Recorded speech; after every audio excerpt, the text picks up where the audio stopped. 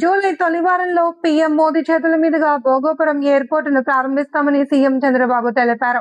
అనకాపల్లి పర్యటనలో మాట్లాడుతూ ఉత్తరాంధ్రలో పోర్టులు, ఎయిర్పోర్టులు, హైవేలు, సాగునీటి ప్రాజెక్టులను నిర్దేశించుకున్న గడువులోపే పూర్తి చేస్తామన్నారు.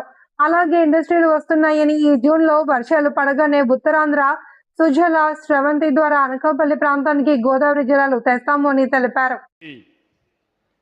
భోగాపురం ఎయిర్పోర్టు జూలైలో ప్రధానమంత్రి గారు అడిగాం.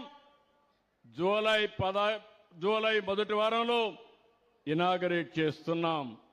పోర్ట్లు, ఎయిర్పోర్ట్లు, హైవేలు, సాగునీటి ప్రాజెక్టుల్ని పూర్తి చేస్తాం. నేను ఈ సభలో చెప్తున్నాను, ఇండస్ట్రీస్ వస్తున్నాయి.